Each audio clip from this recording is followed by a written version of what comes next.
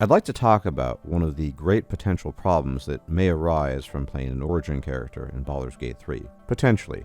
I'm not saying this as an absolute, and this is of course just my opinion, but I want you to think about how tricky it is to play a character, specifically an origin character, when you've already gotten so much feedback from playing through early access, namely that the origin characters have already been heavily typecast for any player who wants to play them as a primary protagonist. Now, you might be saying, well, Larian has already made a game called Divinity Original Sin 2, and there were different characters involved, and they weren't necessarily typecast. But I'm going to make the argument that the characters in Divinity Original Sin 2, whether it's Sabeel, or Ifan, or the Red Prince, or Fane, or Lae'zel, to varying degrees, were less typecast, if only because Divinity Original Sin 2 is a much less detailed game. It's smaller.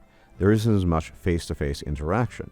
When you play Baldur's Gate 3, if you've ever had any experience, for example, with the Dragon Age series, you really get that sense of the interaction between you, the protagonist, if you're playing a created character versus the origin characters, that you're interacting with the various characters in a face-to-face manner, you're getting the expressions, and there are a number of dialogue choices, and indeed a number of reactions. I would argue that the reactivity in this regard is much more limited in Divinity Original Sin 2 compared to Baldur's Gate 3. Baldur's Gate 3 is Larian's big project, after all. And so I'd like to walk you through this idea that I have that playing an origin character, now that we know what they're like, the fact that they are extremely typecast already, will make it very difficult to properly roleplay them come full release. So let's start with someone who's perhaps the most typecast of the characters, namely Lae'zel. Lae'zel is very predictable when you meet her. She is effectively the standard slavish pawn of Vlaakith the Lich Queen. She engages in all the usual rhetoric that you would expect from a Githyanki devotee of Vlaakith, and she wholly believes in her Lich Queen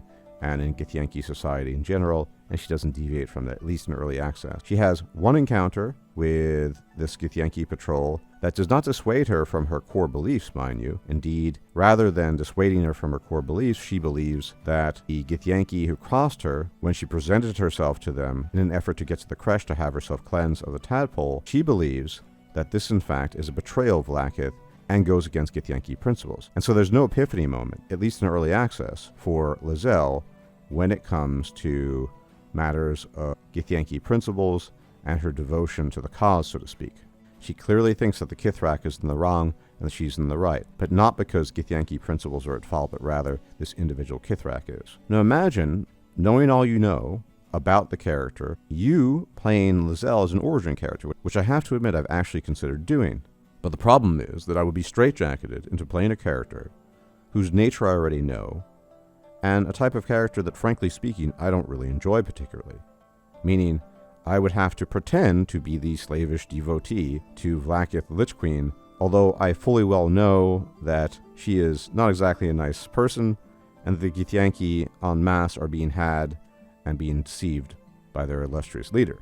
And on top of that, I prefer playing more subtle characters, and Lae'zel is anything but subtle. So Lae'zel is a perfect example of the kind of challenge that would be involved in playing one of the origin characters, because they are so typecast with certain personalities that you're hyper aware of, and arguably Lae'zel is the worst of them, at least in this regard. Now, I don't necessarily want to cover every origin character, but I would argue that some of the other origin characters have more flexibility, and so Shadowheart is not quite as typecast as Lae'zel is. And so there's a bit of flexibility there. Occasionally, as she is an urchin and given her background, she appreciates certain types of acts of kindness, at least in terms of approval. In other instances, she approves of actions that one would typically describe as selfish. And apart from her nominal devotion to Shar, which one could potentially call into question, maybe she was in fact at an earlier juncture in time, there simply is more ambiguity when it comes to Shadowheart. Gale, on the other hand, does not strike you as the typical a-hole. In fact, he approves mostly of nice gestures, kindness, a willingness to help. Of course, all of that is overshadowed by the fact that he has this Netherese artifact stuck in his chest, and that's a big problem, and he's willing to compromise and even sacrifice some of his ideals in an effort to deal with that. But imagine playing a totally evil Gale. It would run counter to everything you know about the character thus far, at least from EA, as I said. And then, of course, you have Astarion. Astarion is another character that's very typecast. He's quite the fop, he's quite the boy toy, and he's not a pleasant person. He's selfish, he's probably evil if you were to use conventional D&D metrics, and playing him as a kind guy, as a nice guy who's concerned about the rest of the world and trying to help people out, because you already know what his personality is like.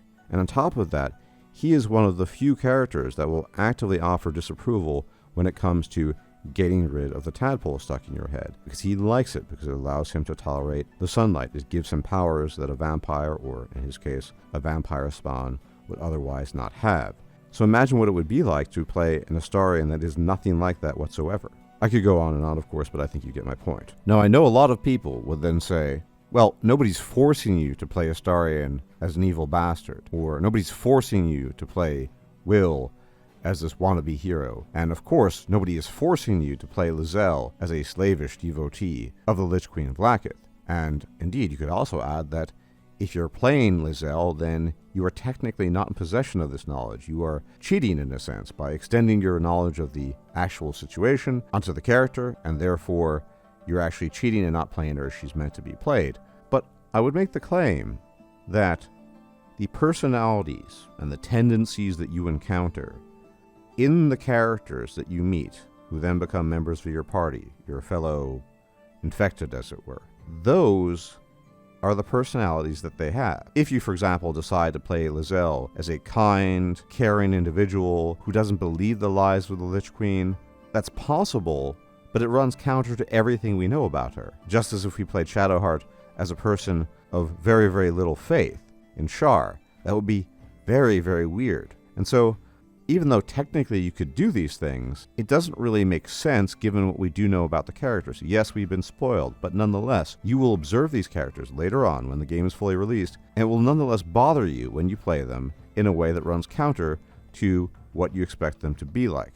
In addition to the freedom you gain from playing a character that is not bound by the origin or the class or the race, you also have a lot more freedom in that type of character in terms of the behavior you wish to display as far as role-playing is concerned. You can be really evil, you can be really good, you can be somewhere in the middle, and nobody has any expectations of how that character is supposed to behave. And the same is simply not true for the origin characters, to such a degree that I'm not even sure if I will ever fully play an origin character, because I simply don't want to play a character that is completely typecast, whose personality I'm already hyper aware of. Of course, full disclosure, I've only played early access, and there might be other things down the line upon full release that will change my mind on this, but as it stands now, I'm a little bit skeptical as to how enjoyable it might be to play a character that is effectively stuck in a straitjacket due to the fact that you already know everything there is about him and the general leanings he has and how he tends to behave. So that would be my take on this.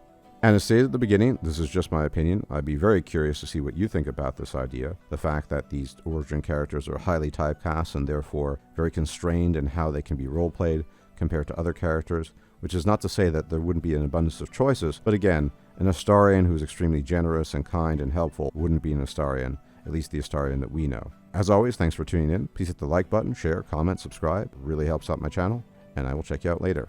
Thanks for watching. Take care.